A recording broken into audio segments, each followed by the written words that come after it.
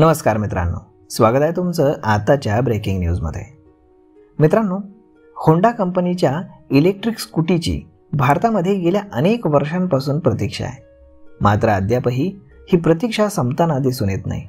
त्यामुळे ग्राहकांना यंदाच्या दिवाळीत तरी इलेक्ट्रिक स्कूटी आपल्या घरी आणता येणार आहे की नाही याबाबत आता होंडा कंपनीकडूनच माहिती देण्यात आली आहे। सध्या पेट्रोल आणि डिझेलचे दर हे सातत्याने वाढत असल्याने ग्राहकांचा कौल इलेक्ट्रिक वाहनांकडे झुकलाय। 4 चाकी इलेक्ट्रिक वाहनांना ग्राहकांची चांगली पसंती मिळते, तर दुचाकी खरेदी करणाऱ्यांसाठी इलेक्ट्रिक स्कूटरला देखील पसंती मिळते। आता होंडा ईव्ही स्कूटर बाजारात कधी येणार याबाबत कंपनीचे CEO त्सुत्सुम ओटानी यांनी माहिती दिलेली आहे आणि मार्च 2025 पर्यंत होंडाची इलेक्ट्रिक स्कूटर ही भारतीय बाजारपेठेत दाखल होणार आहे असं त्यांनी सांगितलंय। त्यामुळे यंदाच्या दिवाळीतही ग्राहकांना होंडाच्या स्कूटीसाठी वाट पाहावी लागणार आहे।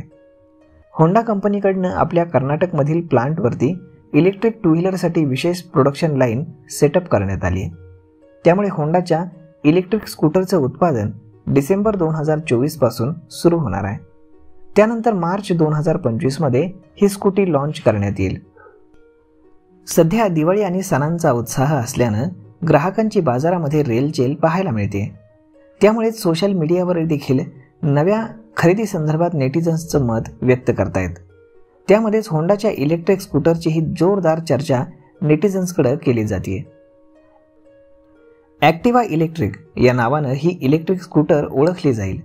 होंडा ॲक्टिवाच्या शेअर मार्केटवर देखील या स्कूटीच्या लॉन्चचा परिणाम आपल्याला पाहायला मिळू शकतो। होंडा इलेक्ट्रिक स्कूटरच्या पॉवर ट्रेनच्या बाबतीत अद्याप कुठलीही माहिती समोर आलेली नाही। सध्या भारतीय बाजारामध्ये उपलब्ध असलेल्या इलेक्ट्रिक स्कूटरमध्ये व्हिडा V1 डिओ ही गाडी रिमूव्हेबल बॅटरीसह उपलब्ध आहेत, तर बाकी भारतीय स्कूटर ह्या फिक्स बॅटरीसह रस्त्यावरती उतरतात। दरम्यान होंडा कंपनीने इलेक्ट्रिक स्कूटर बाजारात उतरवण्यापूर्वीच देशातील काही मेट्रो शहरांमध्ये बॅटरी स्वॅपिंग स्टेशन उभारण्याला सुरुवात केली आहे। त्यामुळे फिक्स बॅटरीसह होंडाची स्कूटर मार्केटमध्ये येईल असं बोललं जातंय। तर मग मित्रांनो, अशा पद्धतीनं आता लवकरच यांची लॉन्चिंग होणार आहे, परंतु अजूनही त्याला जवळजवळ 5-6 महिने बाकी आहेत। तर मग आता यावरती आपलं मत काय हे तुम्ही आम्हाला कमेंट करून सांगायला अजिबात विसरू नका। आणि जर हा व्हिडिओ तुम्हाला आवडला असेल तर आपल्या जवळच्या मित्रमंडळींसोबत देखील हा व्हिडिओ तुम्ही शेअर करायला विसरू नका। धन्यवाद।